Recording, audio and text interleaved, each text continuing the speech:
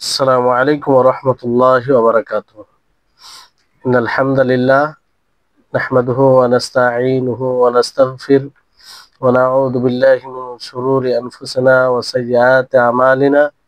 من يهده الله فلا مضل له ومن يضلله فلا هادي له. وأشهد أن لا إله إلا الله وحده لا شريك له وأشهد أن محمدا عبده ورسوله. أما بعد. رب اشرح لي صدري ويسر لي أمري واحلل عقدة من لساني يفقهوا قولي. رب زدني علما رب زدني علما. সম্মানিত আজকের ক্লাসে উপস্থিত সুপ্রিয় ভাই সকল, সম্মানিতা বোন, প্রশংসা মাত্রই মহান আল্লাহ পাক রব্বুল আলামিনের জন্য, যিনি আমাদের সকলকে সুস্থ রেখেছেন, তার শরীয়তকে, তার বিধানকে বোঝার জন্য সুস্থ মস্তিষ্ক দান করেছেন এবং সেটা বাস্তবায়ন করার জন্য আমাদেরকে সবকিছু আল্লাহ তাআলা দান করেছেন। তারপরে আমাদের সকলের প্রাণ প্রিয় নবী করিম মুহাম্মদ মুস্তাফা সাল্লাল্লাহু আলাইহি ওয়াসাল্লাম, ওনার উপরে অসংখ্য শান্তির ধারা বর্ষিত হোক। আল্লাহুম্মা সাল্লি আলাইহি আল্লাহুম্মা বারিক আলাইহি। তো গত ক্লাসে যেখান আমাদের শেষ হয়েছিল কথা, তারপরে থেকে কেউ পড়েন।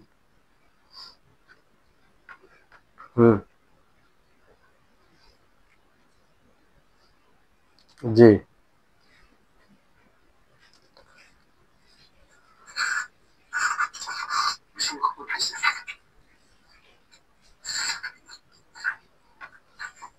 একজন নির্ভরযোগ্য আলহামদুলিল্লাহ সালাতু ওয়াসসালামু আলা রাসূলিল্লাহ। একজন নির্ভরযোগ্য রাবী যা ভিত্তি করেন কয়েকজন নির্ভরযোগ্য বা তার চেয়ে অধিক নির্ভরযোগ্য একজন রাবী বিপরীত না করে। এই ভিত্তি করেন হুকুম হলো তা গ্রহণযোগ্য, কারণ সেটা স্বতন্ত্র হাদিসের হুকুমে থাকবে যা একজন নির্ভরযোগ্য রাবী তার উস্তাদ থেকে এককভাবে বর্ণনা করেছেন। নকলের ক্ষেত্রে উদাহরণ হলো ইমাম মুসলিম, ইমাম নাসাই এবং ইমাম নাসাই বাদে কুকুরের মুখ দেওয়া সংক্রান্ত হাদিসটি আলী ইবনে মুসইর এর সনদে এবং আমাশ থেকে তিনি সালেহ ও আবু রাজিল থেকে এবং তিনি আবু হুরায়রা থেকে তারা ফেলে দেয় এই মর্মে এই বৃদ্ধি সহকারে বর্ণনা করেন।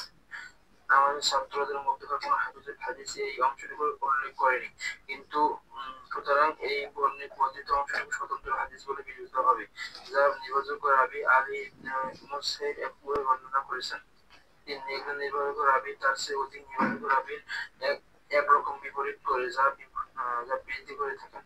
তবে এই বিপরীতটা কেবল মুতলাক, শর্তহীন বা মুকাইয়াদ, শর্তযুক্ত বা আম, ব্যাপক বা খাস নির্দিষ্ট মধ্যে সীমাবদ্ধ থাকে। অগ্রগণ্য মত অনুসারে এই ধরনের ভিত্তি গ্রহণযোগ্য।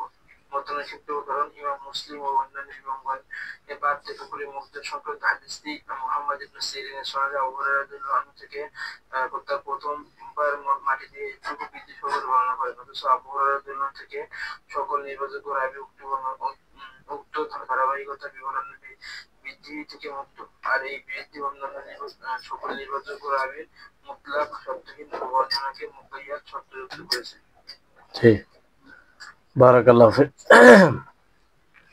তো বিষয়টি হচ্ছে যে আমাদের চলমান যে বিষয়টি ছিল শাদ মাহফুজ হাদিসের ব্যাপারে।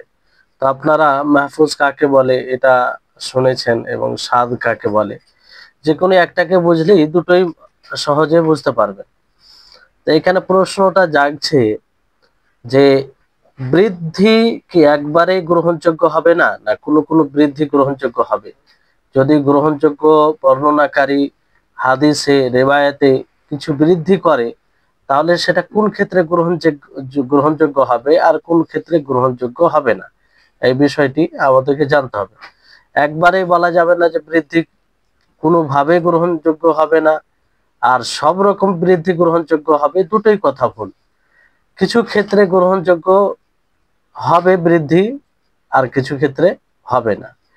তো কি কোন দিক দিয়ে গ্রহণযোগ্য হবে এই বৃদ্ধি, এই বিষয়ে এখানে বলা হয়েছে যে যদি গ্রহণযোগ্য রাবী বর্ণনাকারী এমন কিছু বৃদ্ধি করে যেটা অধিক গ্রহণযোগ্য বর্ণনাকারীর বিরোধিতা করবে না, অথবা তার চেয়ে যে অধিক গ্রহণযোগ্য রয়েছে তার বিরুদ্ধে যাবে না।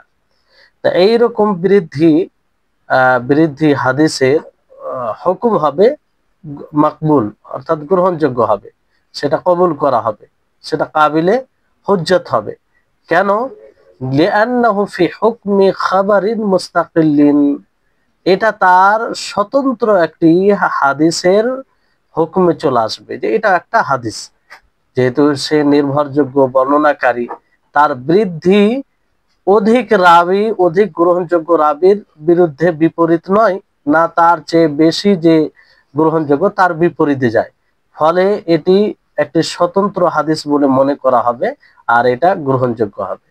তাহলে বিষয়টি আশা করি আপনাদের নিকটে ক্লিয়ার, যে যদি কোনো নির্ভরযোগ্য রাবি অধিক নির্ভরযোগ্য রাবির বিরোধিতা করে, কিংবা একাধিক নির্ভরযোগ্য রাবির বিরোধিতা করে, আর সেই বিরোধিতা এমন বিরোধিতা হয়, মানে বিরোধিতা নয়, মানে বৃদ্ধি, এখানে বৃদ্ধি হয়, এমন বৃদ্ধি হয় যে সেটা তাদের বিরোধিতা করে না, মানে তারা যে রেওয়ায়েত করেছে সেই রেওয়ায়েতের সাথে সাংঘর্ষিক হয় না, ফলে তার এই বৃদ্ধি কাবিলে কবুল হবে, অর্থাৎ কবুল করা হবে, আর এটা তার স্বতন্ত্র হাদিসের হুকুমে চলে আসবে। এর উদাহরণ দিলে আরো স্পষ্ট হবে। যেমন মাতনে এর উদাহরণ, মাতন বলতে টেক্সট, হাদিসের শব্দ, এটি মাতন। তো এই মাতন যেমন ইমাম মুসলিম ও ইমাম নাসাই রাহিমাহুল্লাহ আলী বিন মুসহির এর তরিখ থেকে বর্ণনা করেন, তিনি আমাশ থেকে বর্ণনা করেন। আবার ফের আমাশ আবু সালে থেকে বর্ণনা করে, আবু সালে আবু রাজিন থেকে বর্ণনা করেন, আবু রাজিন ইনি আবু হুরায়রা থেকে বর্ণনা করেন। তো এই বর্ণনা করতে গিয়ে এখানে একটা অতিরিক্ত বৃদ্ধি করেছে, সেটা কি? ফাল ইউরিকহু, এই শব্দটা বৃদ্ধি করেছে। সেই হাদিসে বলা হয়েছে, যদি কোনো কুকুর কোনো বর্তনে মুখ দিয়ে দেয় তাহলে কি করতে হবে, সে হাদিসে ফাল ইউরিকহু এই শব্দটি বৃদ্ধি করেছেন। আর এই বৃদ্ধি ফাল ইউরিকহু এই শব্দটি ওয়ালাম ইয়াযকুরহা সাইরুল হুফাজ আসহাবুল আমাস, যে আরো যতগুলো হাফিজগুণ রয়েছে আমাস এর ছাত্রদের মধ্যে কেউ এটা বর্ণনা করেন, মানে শুধু একজন রাবি, যে সেকা রাবি, নির্ভরযোগ্য রাবি, উনি বৃদ্ধি করেছেন। আর সেকা রাবি বলতে এখানে বোঝানো হচ্ছে আলী বিন মুসহির, উনি সেকা রাবি, গ্রহণযোগ্য রাবি। তো ইনি বৃদ্ধি করেছেন ফাল ইউরিকহু, তার বিপরীতে একাধিক নির্ভরযোগ্য রাবি রয়েছে, সেকাত আর রুয়াতুস সেকাত রয়েছে। তো এই বৃদ্ধি কিন্তু তাদের বিরোধিতা করে না, এটা একটা অতিরিক্ত, ফলে এটা গ্রহণযোগ্য হবে, কারণ আলী বিন মুসহির ইনার এটা বৃদ্ধি একটি স্বতন্ত্র হাদিসের হুকুমে চলে আসবে, কারণ ইনিও গ্রহণযোগ্য। বিপরীতে এলে সেটা গ্রহণযোগ্য হতো না, কিন্তু বিপরীতে তো নয়, মানে এটা বৃদ্ধি করেছেন যা একাধিক গ্রহণযোগ্য রেওয়ায়েতে নেই। তো এই হচ্ছে তার উদাহরণ, তো এটাই স্পষ্ট। তারপরের বিষয় হচ্ছে যে গ্রহণযোগ্য রাবি বর্ণনাকারী এমন কিছু যদি বৃদ্ধি করে যেটা তার চেয়ে অধিক গ্রহণযোগ্য রাবির বিপরীত হবে অথবা সাংঘর্ষিক হবে। আর এই বৃদ্ধি কেমন হবে না, মানে এই বৃদ্ধি যে বিপরীত হবে কেমন, সেটা কোনো মুতলাককে মুকায়েদ করবে অথবা কোনো আমকে খাস করবে, তাহলে এই ধরনের বৃদ্ধিও গ্রহণযোগ্য হবে। মুতলাককে, একটা জিনিস ধরেন মুতলাক মানে সব ব্যাপারে, কিন্তু আর একটা জিনিস বন্দি করে দেয় কোন জিনিসের সাথে, যে এটা হলে এটা হবে, কোন একটা বিষয়ের সাথে মুকায়েদ হয়ে যায়। আর একটা মুতলাক যেখানে সেখানে, অনুরূপ ভাবে আম মানে ব্যাপক, মানে সবার জন্য। আর যখন সেটাকে খাস করা হয়, তাখসিস করে দেওয়া হয়। তো এই এই ধরনের যদি বৃদ্ধি হয় কোনো সেকা রাবি, আর তার বিপরীতে অধিক সেকা রাবি কিংবা অধিক গ্রহণযোগ্য রাবি সেটাকে বর্ণনা না করে, কিংবা তার চেয়ে অধিক সেকা রাবি সেটাকে বর্ণনা না করে, তো এই ধরনের বৃদ্ধি সেটা গ্রহণযোগ্য হবে রাজে প্রাধান্য প্রাপ্ত মত অনুযায়ী। এর উদাহরণ কি? এর উদাহরণ আপনার মতনে উদাহরণ বইয়ে রয়েছে যে ইমাম মুসলিম রাহিমাহুল্লাহ ও তিনি ছাড়া অন্য কেউ মোহাম্মদ ইবনে সিরিনের তারিখ থেকে বর্ণনা করেন, আর তিনি আবু হুরায়রা থেকে। সেখানে এই অতিরিক্ত রয়েছে যে উলা হুন্না বিতুরাব, যে প্রথমে মাটি দিয়ে, সেই হাদিস উলুগুল কালব, যে কোনো কুকুর যদি বাসনে কোনো পাত্রে মুখ দিয়ে দেয় তাহলে তাকে ধৌত করতে হবে। তো কোনো হাদিসে 7 বার ধৌত করতে হবে শুধু এটাই আছে, কিন্তু প্রথমবার মাটি দিয়ে ধৌত করতে হবে এই বিষয়টি নেই। কিন্তু এখানে অতিরিক্ত আছে যে মাটি দিয়ে ধৌত করতে হবে, তাহলে একটা ধোয়া আম ব্যাপক, আর এখানে খাস করে দেওয়া হচ্ছে যে প্রথমে মাটি দিয়ে ধৌত করতে হবে। এটা এমন একটা বিপরীত যে মুতলাককে মুকাইদ করা হচ্ছে যে প্রথমবার মাটি দিয়ে ধৌত করতে হবে, আর বাকি যেগুলো সেকা রাবি রয়েছে আবু হুরায়রা থেকে, তারা এই বিষয়টি বলেনি যে প্রথমবার মাটি দিয়ে ধৌত করতে হবে। ফলে এটা একটা মুকাইদ করে দেয়, কি মুতলাককে মুকাইদ করে দেয়, মানে অধিক গ্রহণযোগ্য যে একাধিক রাবি রয়েছে, কিংবা তার মতো গ্রহণযোগ্য একাধিক রাবি রয়েছে, বর্ণনাকারী রয়েছে, কিংবা তার চেয়ে এখানে একাধিক রাবি বর্ণনাকারী রয়েছে, তাদের রেওয়ায়তটি হচ্ছে মুতলাক, আম ভাবে তাদের রেওয়ায়ত কি মুতলাক, এটা আম ভাবে। কিন্তু একজন বৃদ্ধি করেছেন, সেটা কি মোহাম্মদ ইবনে সিরিন থেকে, সেটা হচ্ছে উলা হুন্না বিতুরাব, যে প্রথমে মাটি দিয়ে ধৌত করতে হবে। তো এটা মুতলাককে মুকাইদ করে, ফলে এরকম গ্রহণ বৃদ্ধি, এরকম বিপরীত যদি আসে বৃদ্ধি, তো সেটা গ্রহণ হবে। তো আশা করি আপনারা বুঝতে পেরেছেন। এখানে অনুবাদের দিকে তাকান, যে একজন নির্ভরযোগ্য রাবি যা বৃদ্ধি করেন কয়েকজন নির্ভরযোগ্য অথবা তার চেয়ে অধিক নির্ভরযোগ্য একজন রাবির বিপরীত না করে।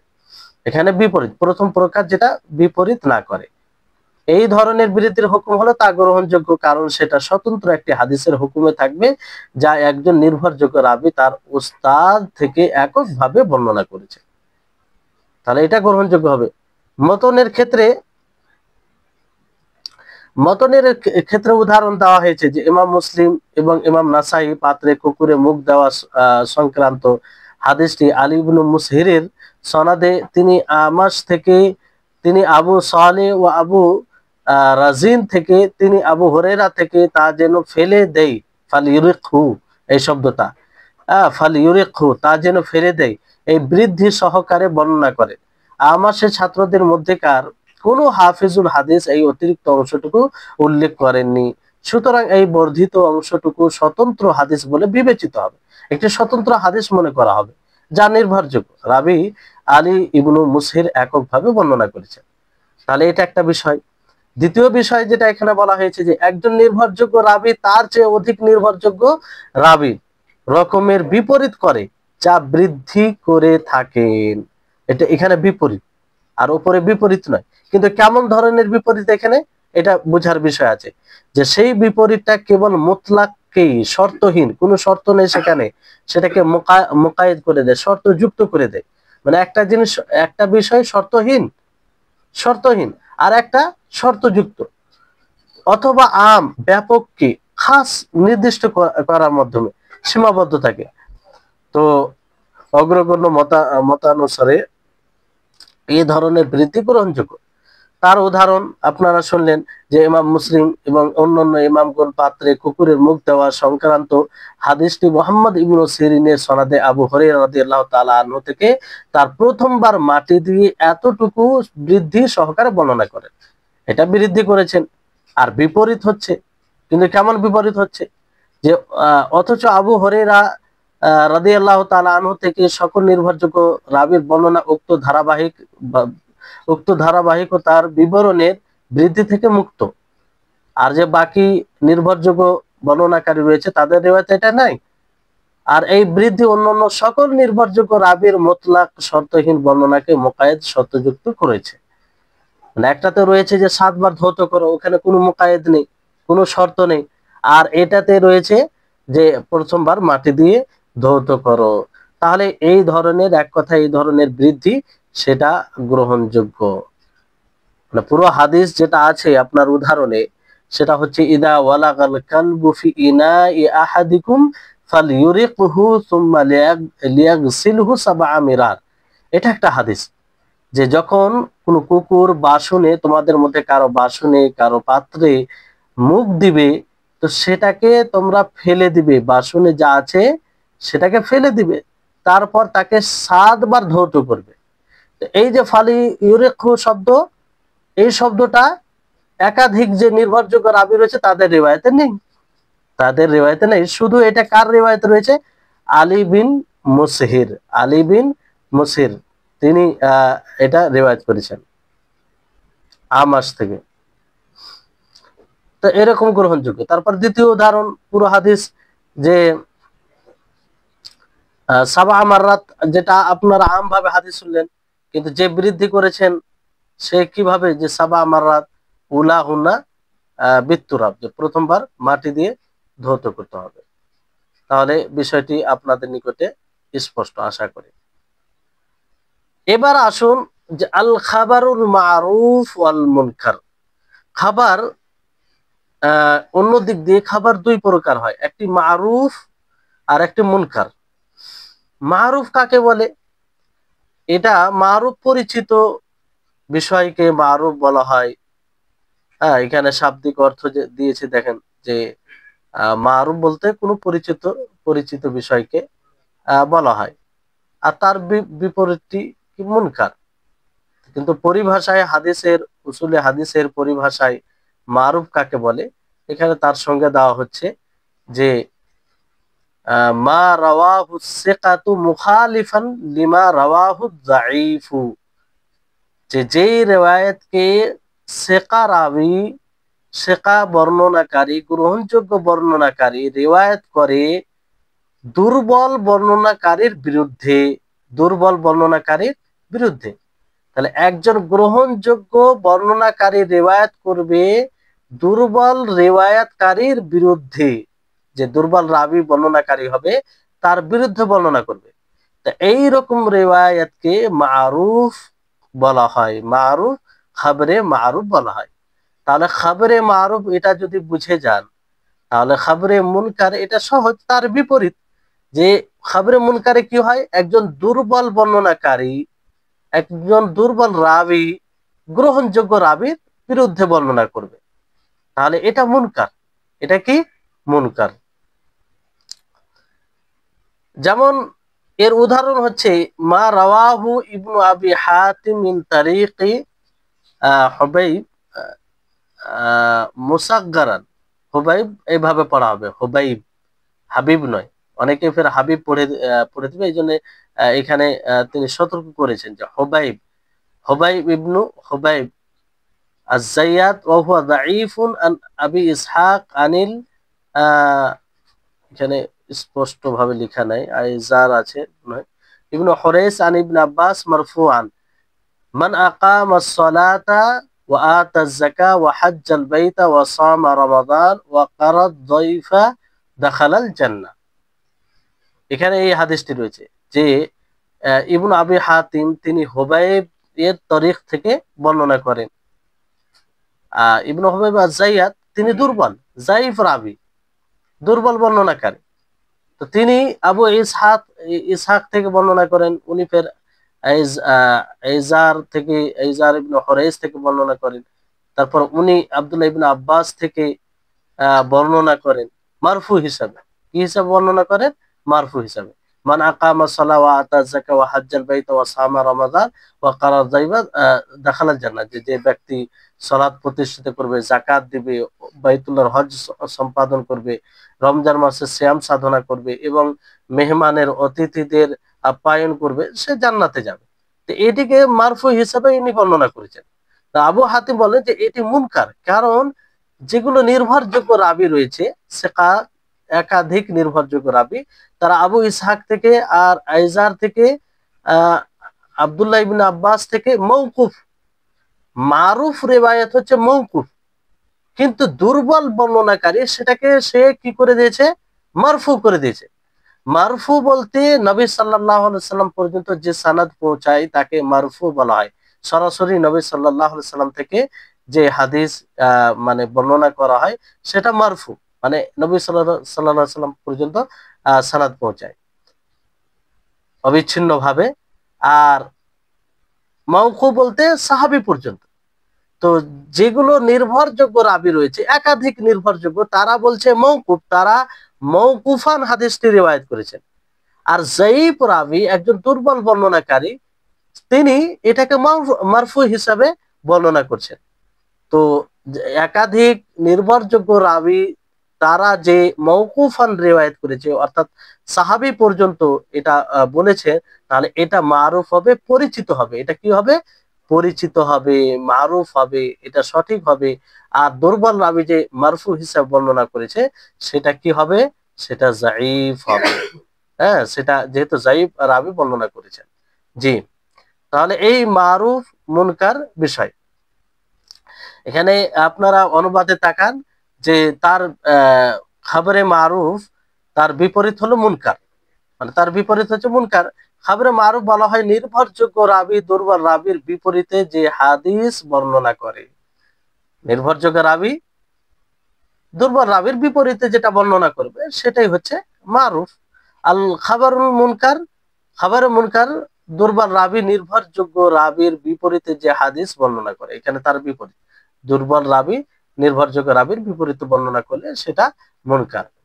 ইমাম ইবনু আবি হাতিম দুর্বল রাবি হুবাইব হুবাইব তাসগীর সহকারে ইবনু হাবিব আজ-জাইয়াত এর সনদে আবু ইসহাক থেকে, তিনি আইজার থেকে, ইবনু হুরাইস থেকে, তিনি ইবনু আব্বাস থেকে মারফু সূত্রে বর্ণনা করেন। ইনারা সব মারফু সূত্রে বর্ণনা করেন। কিন্তু কে, এই যে রাবি হুবাইব, হ্যাঁ, ইবনু আবি হুবাইব আজ-জাইয়াত, যে ব্যক্তি সালাত কায়েম করলো, সেই হাদিসটি, যাকাত প্রদান করলো, বাইতুল্লাহ গিয়ে হজ করলো, হ্যাঁ, রমজান মাসে সিয়াম পালন করলো, মেহমানের সম্মান করলো, সে ব্যক্তি জান্নাতে প্রবেশ করবে। তো এখানে আবু হাতিম বলছেন যে হাদিসটি মুনকার। কেন মুনকার?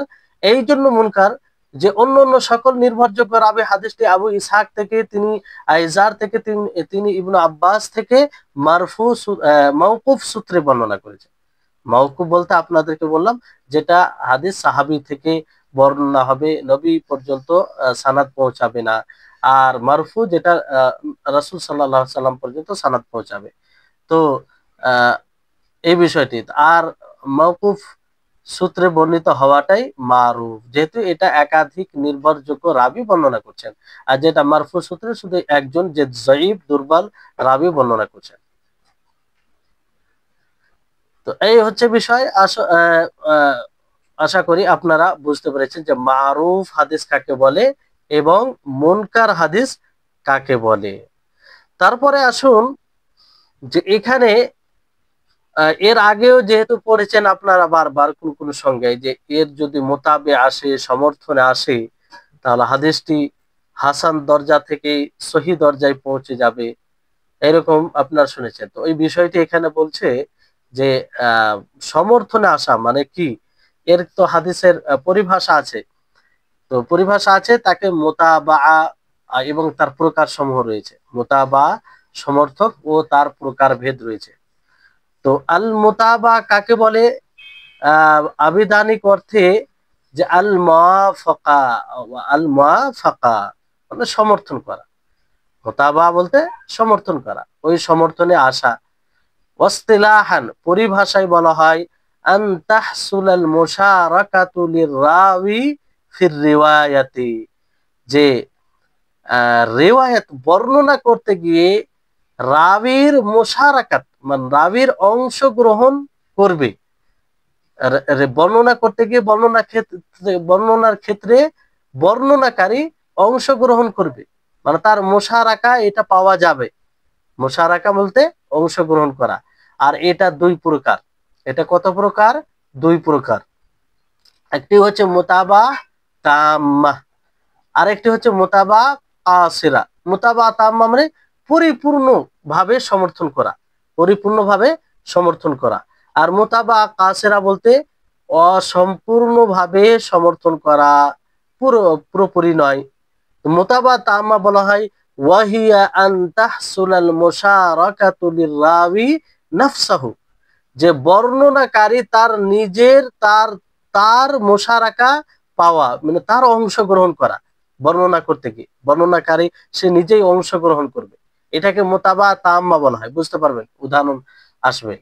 মুতাবা কাসিরা বলা হয় যে আন তাহসুলাল মুশারাকাতু লিশাইখির রাবি ফামান ফাওকাহু মিনার রাওয়া। মুতাবা কাসিরাতে যে সে নিজেই মুশারাকা করবে না, নিজেই অংশগ্রহণ করবে না, কিন্তু ওনার শেখের যে বর্ণনাকারী রয়েছে, ওনার শেখ যার কাছ থেকে বর্ণনা করেছেন, ওনার ওস্তাদ যার কাছ থেকে বর্ণনা করেছে, সে মুশারাকা করতে পারে, অংশগ্রহণ করতে পারে, অথবা তার উপরে যারা রয়েছে তারা মুশারাকা অংশগ্রহণ করতে পারে। তাহলে মুতাবা কাকে বলে এবং মুতাবা কয় প্রকার? মুতাবা এর আবিধানিক অর্থ হচ্ছে সমর্থন করা, আর এর মুতাবা পারিভাষিক এতে এর সংজ্ঞা হচ্ছে যে রাবির বর্ণনাকারী রিওয়ায়াত করতে গিয়ে অংশগ্রহণ করা, তার মুশারাকা পাওয়া। এবং তার দুটি প্রকার, মুতাবা তাম্মা, মুতাবা কাসিরা, এবং প্রত্যেকটার সঙ্গে অনুবাদের দিকে দেখেন তাহলে আরো স্পষ্ট হবে যে মুতাবা আল মুতাবা আবিধানিক অর্থে আল মুওয়াফাকা মিল থাকা, সামঞ্জস্যপূর্ণ হওয়া, সমর্থন করা। পারিভাষিক অর্থ হাদিস বর্ণনার ক্ষেত্রে রাবির সমর্থনে তার সাথে অন্য কারো অংশগ্রহণ পাওয়া যাবে। অন্য কারো হাদিস বর্ণনার ক্ষেত্রে রাবির সমর্থনে তার সাথে অন্য কারো অংশগ্রহণ পাওয়া যাবে, অন্য কারো অংশগ্রহণ পাওয়া, এটা দুই প্রকার। এখানে মানে মানে অন্য কারো অংশগ্রহণ পাওয়া যাওয়া, এটাকেই মুতাবা বলা হয় আমভাবে। তো এই মুতাবা আপনারা জানতে পারলেন যে মুতাবা কাকে বলে, যে যার সমর্থনে তার সাথে অন্য কারো অংশগ্রহণ পাওয়া যাবে, এটা মুতাবা। তো এটা দুই প্রকার, একটা হচ্ছে আল মুতাবা তাম্মা, পরিপূর্ণ সমর্থন, স্বয়ং রাবির সমর্থনে তার সাথে অন্য কারো অংশগ্রহণ পাওয়া যাবে, মানে যে রাবি বর্ণনা করছেন তার সমর্থনে সরাসরি তার সমর্থনে অন্য কারো অংশগ্রহণ পাওয়া যাবে। আর মুতাবা কাসিরা যে অপূর্ণ সমর্থন, অপূর্ণ সমর্থন, যে হাদিস রাবির সমর্থনে তার ওস্তাদ অথবা তার উপরে যে সকল রাবি রয়েছেন তাদের সাথে অন্য কারো অংশগ্রহণ পাওয়া যাবে, তাদের সাথে অন্য কারো অংশগ্রহণ পাওয়া যাবে। তো এই হচ্ছে মুতাবা তাম্মা, মুতাবা কাসিরা। আপনারা সংজ্ঞাগুলো যদি সম্ভব হয় আরবিতে মুখস্থ করার চেষ্টা করবেন। তারপর বাংলাটা তো মনে রাখতেই হবে, বাংলা যদি না বুঝেন তাহলে তো বুঝতে পারবেন না, কিন্তু আরবি সংজ্ঞাটা মনে রাখলে আগামীতে কাজে আসবে। এবার আসুন যে এখানে আরেক কিছু বিষয় যেগুলো দরকার পড়ে সেগুলো সংজ্ঞা দেওয়া হয়েছে, যে আল মুতাবে ওয়া শাহিদু ওয়াল ইতিবার। মুতাবে, শাহিদ ও ইতিবার, তিনটি বিষয়। এগুলো কি জিনিস? মুতাবে বলতে কি বুঝায়? মুতাবে ওটা উপরে পড়েছেন, মানে একসাথে মানে ঘুলিয়ে দিন না, উপরে মুতাবা, আর এখানে বলা হচ্ছে আপনাকে আল মুতাবে, মুতাবে, আর উপরে মুতাবা, মুতাবে আর শাহিদ, ইহতিবার। এগুলো পরিভাষার অর্থ কি? এগুলো হাদিসে পরিভাষা। এই জন্য মানে শাওয়াহিদ, এর অনেক শাওয়াহিদ থাকার কারণে হাদিসটি হাসান কিংবা হাদিসটি সহি এরকম ভাবে বলা হয়। হ্যাঁ, আর এতেবার কখনো শুনতে পাবেন, মুতাবে শুনতে পাবেন। তো এগুলো বলতে কি বুঝায়, তো এটা আমরা জানার চেষ্টা করি।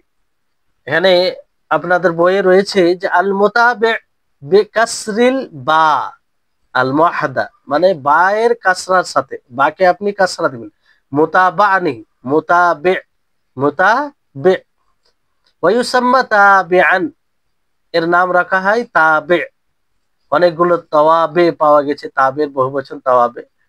হ্যাঁ, তাহলে এই হচ্ছে ওয়াহুয়াল খাবারুল মুশারিকু লিল ফারদি লাফজান ওয়া মা'নান আও মা'নান ফাকাত মাল ইত্তিহাদি ফিস সাহাবিয়্যি।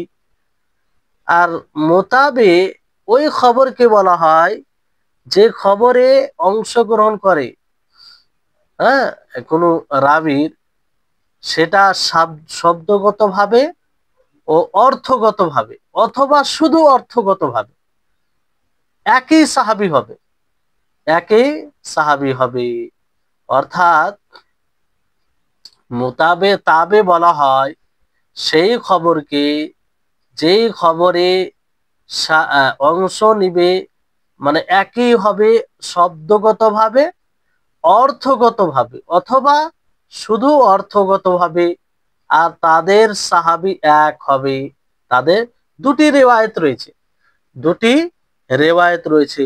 তো একটি রিওয়ায়াত আরেকটি রিওয়ায়াত, তো একটি রিওয়ায়াতের সমর্থনে যে আরেকটি রিওয়ায়াত এসেছে, তো সেই রিওয়ায়াতটি এই রিওয়ায়াতের মতোই অর্থের দিক দিয়েও আর শব্দের দিক দিয়েও, অথবা শুধু অর্থের দিক দিয়ে, অথবা শুধু অর্থের দিক দিয়ে। তো এই আর সাহাবী উভয়ের সাহাবী কিন্তু এক হবে, উভয়ের সাহাবী এক হবে।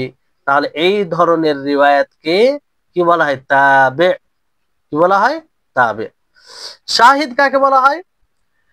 হুয়াল খাবারুল মুশারিক লিল ফারদি লাফজান ওয়া মা'নান আও মা'নান ফাকাত মা ইখতিলাফিন ফিস সাহাবিয়্যি। যে সেই খবরকে বলা হয় যে ফারদের মুশারিক অংশগ্রহণ করা হয় শব্দগতভাবে ও অর্থগতভাবে, অথবা শুধু অর্থগতভাবে। কিন্তু এখানে সাহাবীর ভিন্নতা আসবে, সাহাবীর কি আসবে? ভিন্নতা আসবে। উপরে তাবেতে কি বললেন? যে সাহাবী এক হবে, আর এখানে সাহাবী ভিন্ন হবে। পার্থক্য হচ্ছে এটাই যে সাহাবীর ভিন্ন হবে। কোন গরিব,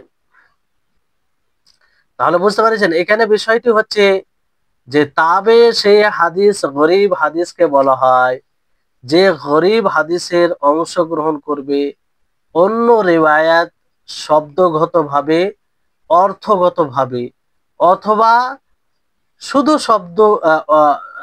শব্দগতভাবে। এখানে না, অর্থগতভাবে, শুধু অর্থের দিক দিয়ে, আর সাহাবী এক হবে, তাহলে সেটা তাবে। আর শাহিদ হচ্ছে যে সে গরিব রিওয়ায়াতের সমর্থন মুশারিক হবে, অংশগ্রহণ করবে শব্দের দিক দিয়ে, অর্থের দিক দিয়ে, কিংবা শুধু অর্থের দিক দিয়ে, কিন্তু সাহাবী ভিন্ন হবে, সাহাবী ভিন্ন হবে। এখানে ফরজ বলতে গরিব হাদিস। وخص بعضهم المتابع بما حصل لفظا سواء اتحد الصحابي أو اختلفا والشاهد بما حصل معنا كذلك وقد يطلق كل من المتابع والشاهد على الآخر। আর অনেকেই এটাকে খাস করেছেন মোতাবে শুধু যদি শব্দ দিক দিয়ে এক হয়, শব্দের দিক দিয়ে সমর্থন পাওয়া যায়, আর সাহাবী এক হোক অথবা সাহাবী ভিন্ন হোক, এটাতে পার্থক্য পড়ে না। মানে শব্দের দিক দিয়ে এক হলে, সমর্থন পেলে, যদিও সাহাবী আলাদা হয় তাহলে সেটা তাবে হবে। আর শাহিদ যদি অর্থের দিক দিয়ে এক হয়, সমর্থনে আসে, অর্থের দিক দিয়ে গরিব হাদিসের সমর্থনে আসে, তাহলে সেটা কি হবে? শাহিদ হবে। আর শব্দের দিক দিয়ে হলে আহ তাবে হবে। এই সাহাবী ভিন্ন হতে পারে, এটা কিছু লোক এইভাবে ওলা মুহাদ্দিসিনগণ সংজ্ঞা দিয়েছেন। আবার ফের এটাও বলা হয় যে মোতাবে শাহিদ এক অপরকে বলা হয়, এখানে কোনো পার্থক্য নেই। তো এই হচ্ছে এতেবার। কাকে বলা হয়? এতেবার বলা হয় হুয়া তাতাব্বুউ তুরুকিল খাবারিল ফারদ লিউলাম, যে গরিব হাদিসের তুরুকের যে সন্ধান, তাকে যে দেখা হয় যাতে জানা যায় যে তার মোতাবে আছে কি নেই। এবার মোতাবে কাকে বলে আপনারা জেনেছেন, শাহেদ আছে কি নেই।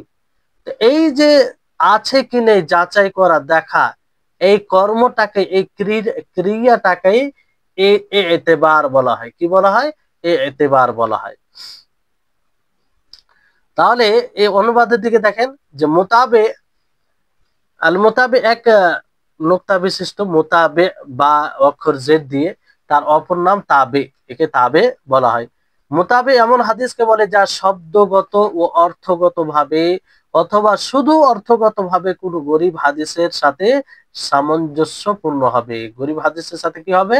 সামঞ্জস্যপূর্ণ হবে।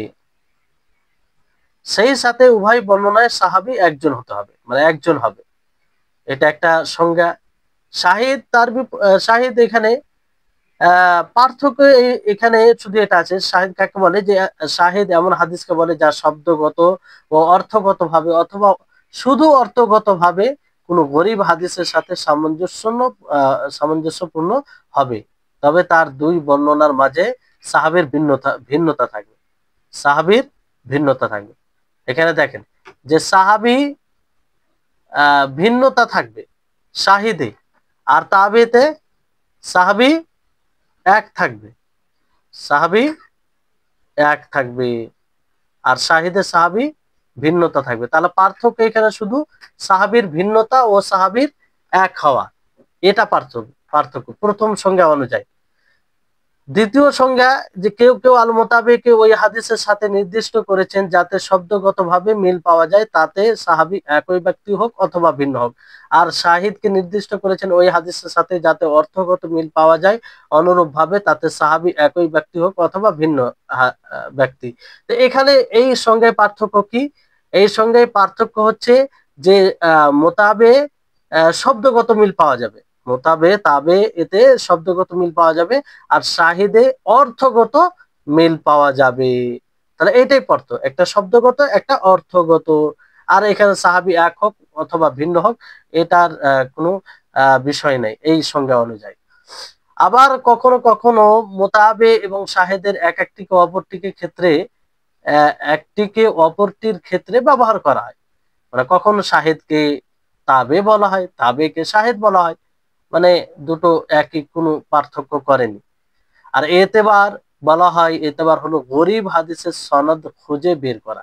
গরীব হাদিসের সনদ আপনি খুঁজে বের করবেন, যেন জানা যায় যে তার কোনো মোতাবে বা শাহিদ আছে কিনা। এবার মোতাবে শাহিদ তো আপনারা জানলেন, যে মোতাবে শাহিদ আছে কিনা এটা দেখা, এটার নামই হচ্ছে এতেবার। এটার নাম কি? এতেবার। তাহলে সহজ বিষয়, কঠিন নয়। এখানে দেখেন যে এখানে সহজ সহজ করে মানে বলা যেতে পারে যে যে শব্দ শব্দে মিল থাকলে মোতাবেক, শব্দ শব্দে মিল থাকলে মোতাবেক, সাহাবিতে মিল থাকলে মোতাবেক। বুঝলেন? মানে তিন অর্থ, একটা সংজ্ঞা অনুযায়ী শব্দ শব্দে মিল থাকলে মোতাবে, আর একটা সংজ্ঞা অনুযায়ী সাহাবিতে মিল থাকলে মোতাবে, আর শাহিদ কি অর্থ অর্থে মিল থাকলে শাহিদ, সাহাবিতে ভিন্ন থাকলে শাহিদ। সাহাবিতে ভিন্ন থাকলে কি? শাহিদ। তারপরে এখানে মিসাল দেওয়া হয়েছে যে মাসালা লিযালিকাল হাফিজ বিমা রাওয়াহুল ইমাম আশ-শাফিঈ ফিল আন মালিক আন আব্দুল্লাহ ইবনে দিনার আন আব্দুল্লাহ ইবনে উমর قال قال رسول الله صلى الله عليه وسلم الشهر 29 فلا تصوموا حتى تروا الهلال ولا تفطروا حتى تروه فإن غم عليكم فأكملوا العدة 30। যে এখানে ইমাম শাফি তিনি তার বই এতে বর্ণনা করেছেন মালিক থেকে, মালিক আবার আব্দুল্লাহ ইবনে দিনার থেকে, আব্দুল্লাহ ইবনে দিনার আব্দুল্লাহ ইবনে ওমর থেকে। আর আব্দুল্লাহ ইবনে ওমর বলেন যে রাসূল সাল্লাল্লাহু আলাইহি সাল্লাম বলেছেন যে মাস 29 দিনের হয়, তো তোমরা রোজা রাখবে না যতক্ষণ পর্যন্ত চাঁদ দেখবে, ওয়ালা তুফতিরু, আর ইফতার করবে না যতক্ষণ পর্যন্ত তোমরা চাঁদ দেখবে, তা চাঁদ দেখার পরে ইফতার করবে। ফাইন গুম্মা আলাইকুম ফাআকমিলুল ইদ্দাতা 30। যদি আকাশ মেঘাচ্ছন্ন হয় তাহলে তোমরা 30 দিন পূর্ণ করবে, 30 দিন পূর্ণ করবে। তো এখানে অনেক লোক, কিছু লোক ধারণা করেছে যে আন্না শাফিঈয়্যা তাফাররাদা বিলফজ, ইমাম শাফি একটি আলাদা শব্দে মুনফারিদ হয়েছে, আলাদা হয়েছে, একাকী হয়েছেন। সেটা কি? ফাআকমিলুল ইদ্দাতা 30, যে তোমরা 30 দিন পূর্ণ করবে। আর ইমাম মালিকের আরো যে ছাত্র রয়েছে ইমাম শাফি ছাড়া, তারা কিন্তু এই শব্দ দ্বারা রিওয়ায়াত করেছেন ফাআকদিরু লাহু, ফাকদিরু লাহু, এই শব্দ দ্বারা রিওয়ায়াত করেছেন। তাহলে ইমাম মালিকের যতগুলো ছাত্র রয়েছে সবাই ফাকদিরু লাহু এই শব্দ দিয়ে রিওয়ায়াত করেছেন, কিন্তু ইমাম শাফি শুধু ওনার ছাত্র মধ্যে ফাআকমিলুল ইদ্দাতা 30 এই শব্দ দিয়ে রিওয়ায়াত করেছে। তো এখানে দেখতে হবে যে ইমাম শাফির মুতাবা, কোন মুতাবা পাওয়া যাচ্ছে। ইমাম শাফির মুতাবা তাম্মাও পাওয়া যাচ্ছে, আবার মুতাবা কাসিরাও পাওয়া যাচ্ছে। মুতাবা তাম্মা কাকে বলে কে বলবে? মুতাবা তাম্মা কাকে বলে কে বলবে? হ্যাঁ, ব্রেনে উপস্থিত থাকছে কিনা এটা? মুতাবা তাম্মা হচ্ছে সেই হাদিস, আমি বলবো? হ্যাঁ বলেন, বলেন। মুতাবা তাম্মা হচ্ছে সেই হাদিস যে হাদিসের মানে সমর্থনে অন্য কারো অংশগ্রহণ, অন্য কোনো রাবির অংশগ্রহণ, অন্য কারো অংশগ্রহণ পাওয়া যায় আর কি, মানে মুশারাকা পাওয়া যায় অন্য কোনো রাবি। মুতাবা তাম্মা হ্যাঁ, ওর স্বয়ং রাবির সমর্থনে, হ্যাঁ জি, স্বয়ং রাবির সমর্থনেই অংশগ্রহণ পাওয়া। হ্যাঁ জি জি জি। আর কাসেরা? হ্যাঁ, কাসেরা। আর কাসেরা হচ্ছে ওনার ওই রাবির উস্তাদ অথবা অন্য কোন স্তরে, তার উপরের স্তর। হ্যাঁ জি জি জি সমর্থনে অংশগ্রহণ। জি, আহসানতে, বারাকাল্লাহু ফিক। হ্যাঁ, এটা তো এখানে এবার ইমাম শাফি যেহেতু তিনি একাকী হয়েছেন, ফাকদিরু না ফাআকমিলুল ফাইন গুম্মা ফাআকমিলু ইদ্দাতা 30 এই শব্দ দ্বারা একাকী হয়েছেন, ফাআকমিলুল ইদ্দাতা 30। তো এবার দেখতে হবে যে ইমাম শাফির মুতাবা কাসেরা আছে কি নেই, না মুতাবা তাম্মা ও কাসেরা আছে কি নেই। তো আমরা যদি দেখি, কিংবা মুহাদ্দিসগণ বলেছেন যে এর মুতাবা তাম্মাও আছে আর মুতাবা কাসেরাও আছে। সেটা কি করে?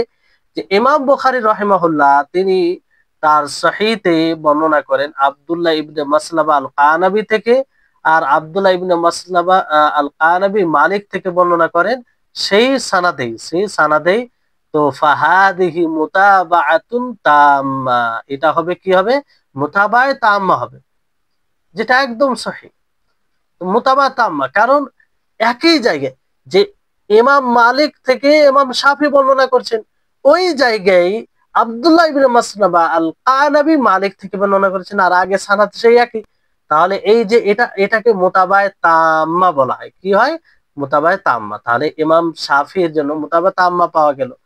আর আরেকটি হচ্ছে রাওয়াহু ইবনু খুজাইমা ফিস সাহিহি মিন তারিকি আসিব ইবনে মুহাম্মদ ইবনে যায়েদ আন আবিহি আন জাদ্দিহি আব্দুল্লাহ ইবনে উমর বিলফজিন ফাকাম্মিলু 30 হাদিহি মুতাবাআতুন কাসিরা। এখানে দেখেন যে ইবনু খুজাইমা সাহিতে তিনি আসিম বিন মুহাম্মদ বিন যায়েদ থেকে তিনি বর্ণনা করেন, তিনি তার পিতা হতে বর্ণনা করেন, আর তার পিতা তার দাদা হতে বর্ণনা করেন, আর আব্দুল্লাহ ইবনে ওমর থেকে এই শব্দের হতে ফাকাম্মিলু 30।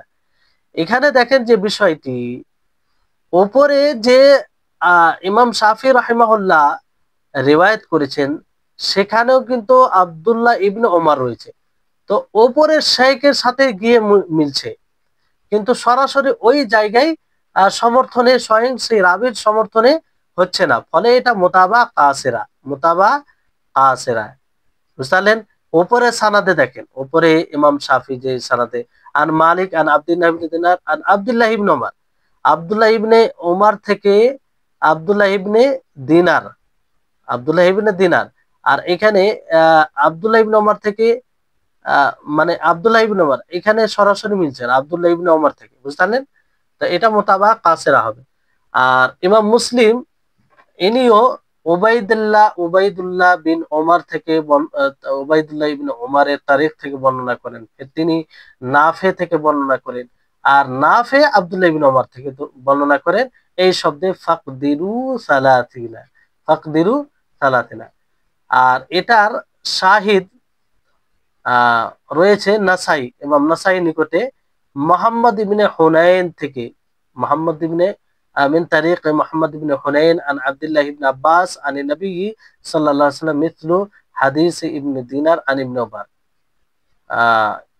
ইমাম নাসাইর নিকটে মোহাম্মদ ইবনে হুনাইনের তারিখ থেকে তিনি আব্দুল্লাহ ইবনে আব্বাস থেকে, আব্দুল্লাহ ইবনে আব্বাস নবী সাল্লাল্লাহু আলাইহি সাল্লাম থেকে এইরকমই হাদিস আহ, আহ, আব্দুল্লাহ ইবনে দিনার এবং আব্দুল্লাহ ইবনে ওমর থেকে বর্ণনা করে।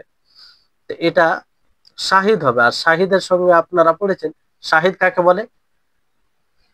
শাহিদ হুম যে সমর্থক, সমর্থক বললে শুধু সমর্থক বললে তো মোতাবা হয়ে যাবে। মানে সমর্থক হবে কিসে? শব্দগত ভাবে অথবা শব্দগত অর্থগত দুটোই থাকবে, অথবা শুধু অর্থগত। তো এখানে শাহিদ কোন অর্থে হচ্ছে? এখানে শাহিদ আপনার যেহেতু বলা হয়েছে যে মিসলা হাদিস ইবনে দিনার আন ইবনে ওমর, তো অর্থগত ভাবে এখানে আহ আহ, এখানে সাহাবীর ভিন্নতা আসছে, তো অর্থগত ভাবে এখানে শাহিদ হচ্ছে। তো সবগুলোর সংজ্ঞা প্রযোজ্য, ওই উভয়ের সঙ্গে মানে ব্যবহার করা হয়েছে, ফলে মুহাদ্দিসিনদের সংজ্ঞায় হয়তো ভিন্নতা এসেছে। তো এই হচ্ছে বিষয়। এখানে আপনারা অনুবাদে দেখতে পারেন, তাহলে আরো বিষয়টি যেন স্পষ্ট হয়। হাফিজ ইবনে হাজার আল আসকালানি মোতাবে এবং শাহিদের উদাহরণ পেশ করেছেন। ইমাম শাফিঈ কর্তৃক তার আল গ্রন্থে হাদিস বর্ণিত হাদিসের মাধ্যমে ইমাম শাফিঈ বর্ণনা করেন আন মালিকিন আন আব্দুল্লাহ ইবনে দিনার আন আব্দুল্লাহ ইবনে ওমর আন্না রাসূলুল্লাহ সাল্লাল্লাহু আলাইহি ওয়াসাল্লাম قال الشهر 29 فلا تصوموا حتى تروا الهلال ولا تفطروا, পুরো হাদিস। তো ইনি যেটা অতিরিক্ত করেছেন ফাআকমিলুল ইদ্দাতা সালাতিন, ইমাম মালিক থেকে তিনি আব্দুল্লাহ ইবনে দিনার থেকে তিনি আব্দুল্লাহ ইবনে ওমর থেকে তিনি বলেন রাসূলুল্লাহ সাল্লাল্লাহু আলাইহি ওয়াসাল্লাম বলেছেন মাস 29 দিনও হয়ে থাকে, সুতরাং চাঁদ না দেখা পর্যন্ত তোমরা সিয়াম রেখো না, অনুরূপ ভাবে চাঁদ না দেখা পর্যন্ত সিয়াম শেষ করো না। যদি তোমাদের সামনে আকাশ মেঘাচ্ছন্ন থাকে তাহলে গণনা 30 দিন পূর্ণ করে নাও।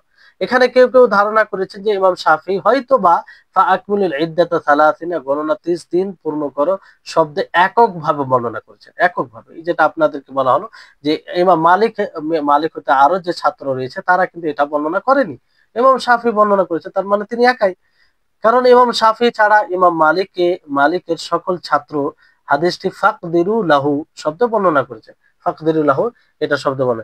কিন্তু এই হাদিসটির ক্ষেত্রে ইমাম শাফির মোতাবা তাম্মা এবং মোতাবা কাসেরা উভয় পাওয়া গেছে, উভয় মোতাবা তাম্মাও রয়েছে এবং কাসেরাও রয়েছে।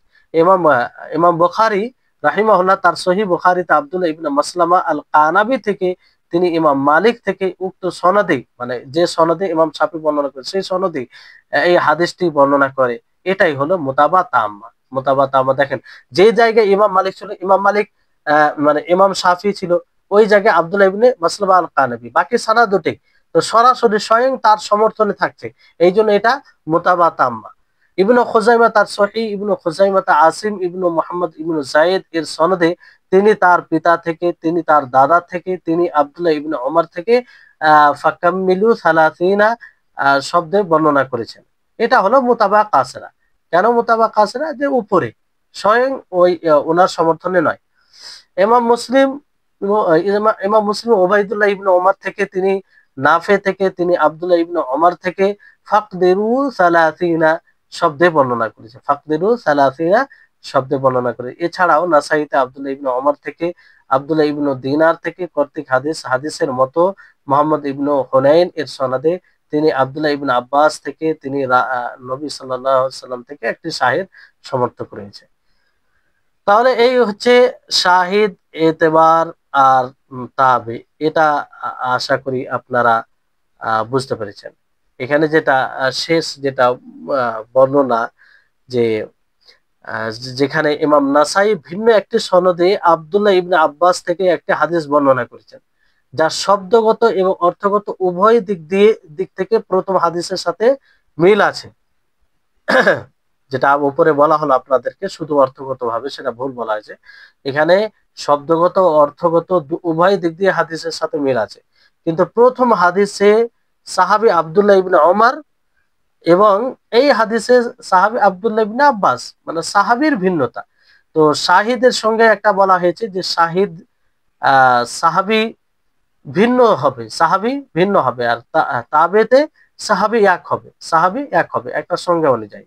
তো এই ক্ষেত্রে এটা শাহিদ, এর শাহিদ পাওয়া গেল, এর শাহিদ পাওয়া গেল। তারপরে আসুন যে আল মুহকাম ওয়া মুখতালিফুল হাদিস, এটি খুব গুরুত্বপূর্ণ, সবই গুরুত্বপূর্ণ, কিন্তু এটা খুব প্রয়োজন পড়ে। যে বৈপরীত্য মুক্ত এবং বৈপরীত্য যুক্ত হাদিস, এটা যদি হয় তো আমাদের করণীয় কি, কিংবা মুহাদ্দিসিনগণ সেটা সমাধান সামঞ্জস্যপূর্ণ কিভাবে করেছেন, এটা এর মধ্যে বলা হয়েছে। আল খাবারুল মুহকাম, আল খাবারুল মুহকাম কাকে বলে? হুয়াল খাবারুল মাকবুলুল্লাযী সালিমা মিন মুআরাযাতি মিসলিহি, সেই খবরকে বলা হয় যে খবর তার মতো অন্য মাকবুল হাদিসের বৈপরীত্য থেকে মুক্ত, মানে অন্য হাদিসের বৈপরীত্য সংঘর্ষ থেকে একদম মুক্ত, সেই সে খবরকে আল খাবারুল মুহকাম বলা হয়, আল খাবারুল মুহকাম বলা হয়। এই খবরে মুহকামের হুকুম কি, বিধান কি? বলা হচ্ছে উজুবুল আমালি বিহি, খবরে মুহকাম যেহেতু কোনো প্রকারের সাংঘর্ষিক বিষয় নেই, বৈপরীত্য বিষয় নেই অন্য হাদিসের সাথে, তো এর উপর আমল করতে হবে। আর অধিকাংশ খবর এর এই প্রকারেরই রয়েছে, ওয়া গালিবুল আখবার মিন হাযান নাও, অধিকাংশ খবর এই প্রকারের রয়েছে। মুখতালিফুল হাদিস কাকে বলে? আল খাবরুল মুহকামের বিপরীত মুখতালিফুল হাদিস হুয়াল মাকবুলুল মুআরিজ মুআরাদ বিমিসলিহি মা ইমকানিল জামঈ বাইনাহুমা, যে সেই মাকবুল হাদিসকে বলা হয় যে মাকবুল হাদিস ও তার মতো অন্য হাদিসের মুআরিজ হয়, মুআরিজ বলতে বৈপরীত্য হয়, কিন্তু সেই দুই হাদিসে সামঞ্জস্য নিয়ে আসা সম্ভব হয়, সামঞ্জস্য নিয়ে আসা সম্ভব হয়, এটাকে মুখতালিফুল হাদিস বলে। মুখতালিফুল হাদিস বলা হয় এমন খাবারে মাকবুল যা তার মতোই অন্য মাকবুল হাদিসের সাথে সাংঘর্ষিক, তবে উভয় হাদিসের মাঝে সমন্বয় করা সম্ভব, সমন্বয় করা সম্ভব। তাহলে এখানে যেটা গুরুত্বপূর্ণ বিষয়, আর এই এই প্রকারে এই প্রকারের হাদিসে যে বই লেখা হয়েছে, ইমাম শাফি রাহিমাহুল্লাহ তিনি লেখেন, ইমাম তাহাবি, ইবনে কুতাইবা ইনারা লেখেন। তাহলে আল খাবরুল মুহকাম কাকে বলে, তার হুকুম কি, এবং মুখতালিফুল হাদিস কাকে বলে, এটা বুঝেছেন আশা করি। একদম সহজ বিষয়, কোনো মানে এরকম বিষয় নাই যে বুঝতে অসুবিধা। এবার আসুন এর ব্যাখ্যায় আমরা যাই।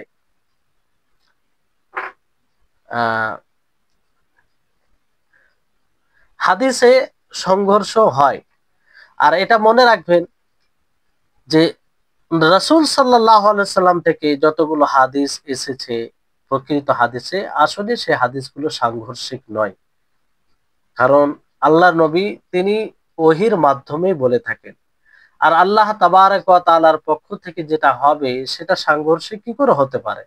এটা তো মানুষের কথাই সাংঘর্ষিক হয়, তো ওহি কি করে সাংঘর্ষিক হবে? এটা আমাদের বুঝের কারণে হয়, আমরা হয়তো ওই পর্যন্ত পৌঁছাতে পারি না, বুঝতে সক্ষম হয় না, ফলে এটা হয়। তো সাংঘর্ষিক হলে সেটা তখন কি করতে হবে? মুহাদ্দিসগণ তার একটা নীতিমালা স্পষ্ট করেছেন।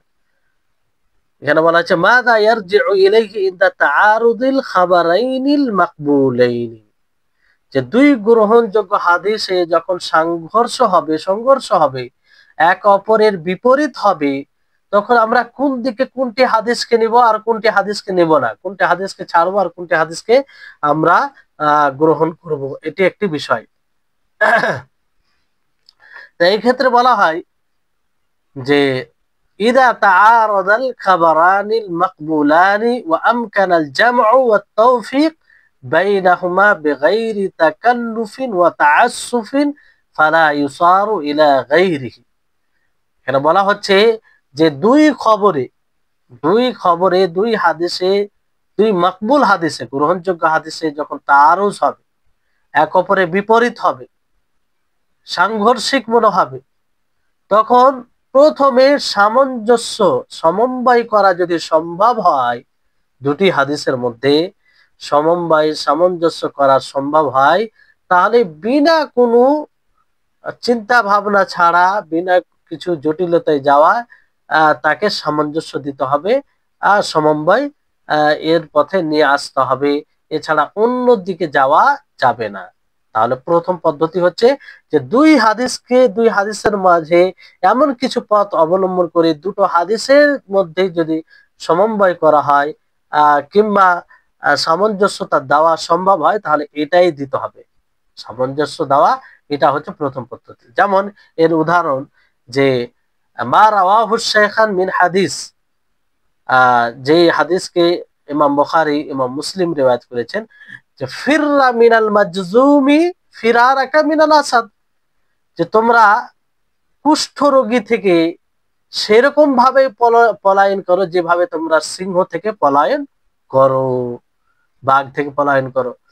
আর ইমাম মালিক রাহিমাহুল্লাহ রিওয়ায়াত করেছেন লা ইউরিদু মুমরিদুন আলা মুসহ, অসুস্থ উটকে তোমরা সুস্থ উটের কাছে নিয়ে যেও না, মানে অসুস্থ উটের কাছে সুস্থ উটের কাছে না নিয়ে আসা হবে।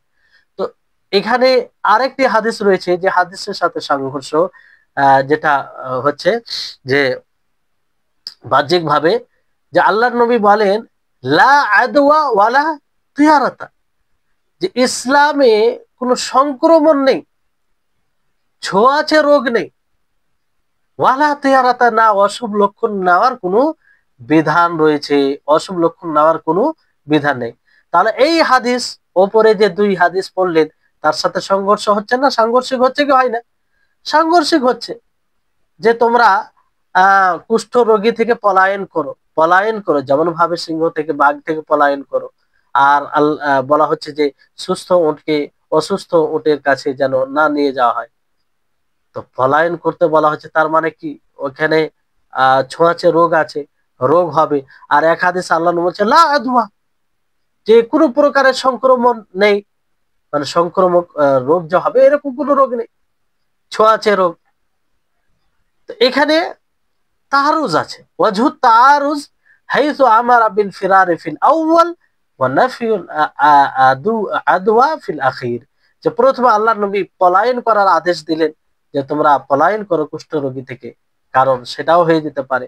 আর দ্বিতীয়তে কি, যে আদওয়া, কোনো সংক্রমণ রোগ নেই, ছোঁয়াচে রোগ নেই, শেষে বলা হলো।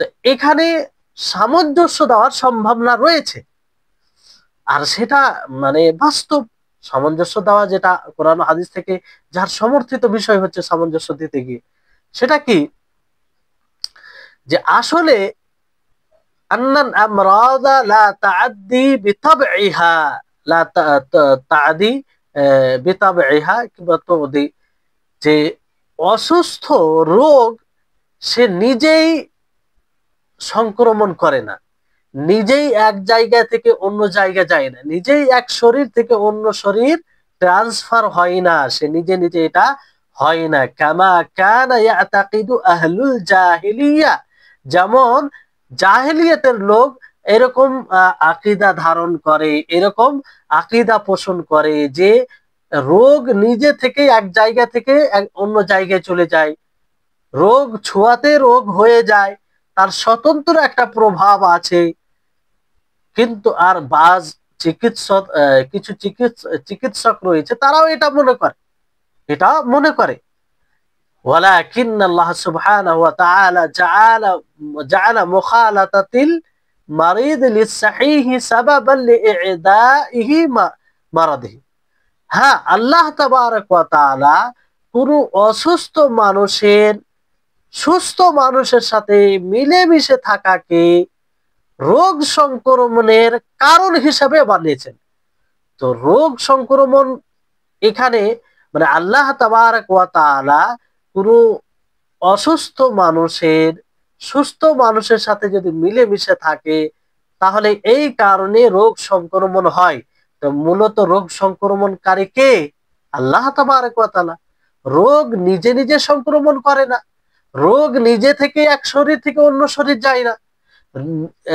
যে রোগের জীবাণু যেটা আছে সেটা নিজে থেকে এটা সক্ষম রাখে না।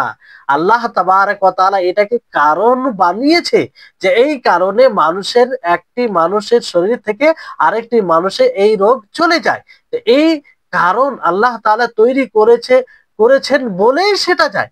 রোগ নিজে থেকে যে যায়, সে নিজের প্রভাবে যায় না, এটা ভুল ধারণা। এটা ভুল ধারণা। এটার নাফি আল্লাহ নবী করেছেন, এটার নিষেধ আল্লাহ নবী করেছেন। জানা এরকমটা তোমরা ধারণা রাখো না। রোগ নিজেই সংক্রামক নয়, বরং আল্লাহ তাবারক ওয়া তাআলা এটাকে কারণ হিসাবে বানিয়েছে, ফলে সেই রোগ এই এক জায়গা থেকে অন্য জায়গা যায়। তাহলে এই হচ্ছে বিষয়। অকাদ ইয়াতাখাল্লাফু যালিকা আন সাবাবি। এই জন্য দেখবেন অনেক সময় রোগ হয় না। যে রোগগুলোকে আমরা ছোঁয়াচে রোগ বলি, সংক্রমণ হয় এটা মনে করি, অনেক সময় হয় না, অনেক সময় হয় না। যেমন করোনা আপনারা দেখলেন গত 2-3 বছর আগে কি অবস্থা ছিল। করোনা 19-এ যে শুরু হয়েছিল আহ করোনা, তার তার কি অবস্থা ছিল দেখলেন আপনারা। তো ওই করোনা অনেক সময় অনেক মানুষ করোনা যারা রোগী তাদের সাথে ছিল, তাদের চেক আপ করছিল, সবকিছু করছিল। অনেকেই হয়তো সতর্কতা অবলম্বন ছাড়াই সবকিছু করছিল, হয়নি। আর অনেকে হয়েছে। তার মানে কি? সে নিজে নিজে প্রভাব সৃষ্টি করতে পারে না, আল্লাহ তাআলা যার মধ্যে এটা করেন সেটা হয়। এই হচ্ছে বিষয়। তো জাহিলি অজ্ঞ যুগের লোকেরা তারা এটা ভাবতো, ধারণা করতো যে সে নিজে নিজে এক জায়গা থেকে অন্য জায়গায় সংক্রমণ করে। ফলে আল্লাহর নবী বলেন যে না, লা আদওয়া, ইসলামে কোনো ছোঁয়াচে রোগ নেই। এরকমটা নয় যে সে নিজে নিজে এক জায়গা থেকে অন্য জায়গায় যাবে, বরং আল্লাহ তাআলা এটাকে সাবাব বানিয়েছেন, ফলে এটা হয়। এই তাদের ধারণা, তাদের আকীদার মানে নাফি করা হয়েছে, তাদের আকীদার নাফি করা হয়েছে। তো হ্যাঁ, তাহলে এখান থেকে সামঞ্জস্যতার ব্যাপার চলে এলো না? সামঞ্জস্যতার ব্যাপার চলে এলো যে আসলে রোগ সংক্রমণ হয় আল্লাহ তাআলার হুকুমে, আল্লাহ তাআলার এতে। রোগ নিজে নিজে সংক্রমণ হয় না, এটার নাফি করেছেন। তাহলে দুই হাদিসের মধ্যে কোনো আর তারজ থাকলো না, সংঘর্ষের বিষয় থাকলো না। আর আল্লাহ নবী যে হাদিসে বলা হয়েছে যে তোমরা কুষ্ঠ রোগী থেকে এইভাবে পালায়ন করে, যেভাবে সিংহ থেকে পালায়ন করো, তো ওখানে পলায়ন করার হুকুম, তার উদ্দেশ্য কি? যে ওখানে সাবাব আছে, যেটা আল্লাহ তাআলা সাবাব তৈরি করেছেন, যে এর কারণে ওই রোগ তোমার মধ্যে আসতে পারে আল্লাহ তাআলার হুকুমে। ফলে তুমি সতর্ক থাকো, সতর্কতা অবলম্বন করো, অসতর্ক ভাবে থাকিও না। এর মানে এটাও নয় যে তোমরা ওই ওই ধরনের রোগীকে ফেলে চলে যাও না। উদ্দেশ্য হচ্ছে হাদিসের সতর্কতা অবলম্বন, সতর্কতা অবলম্বন করো। তাহলে এইভাবে হাদিসের মধ্যে কোনো প্রকারের আর বিরোধিতা, সাংঘর্ষিক কোনো বিষয় থাকছে না। তারপরে ওয়াইল্লাম ইউমকিনুল জামউ বাইনাল খাবারাইন, যদি সামঞ্জস্য দেওয়া এটা সম্ভব না হয়, তাহলে কি করবে?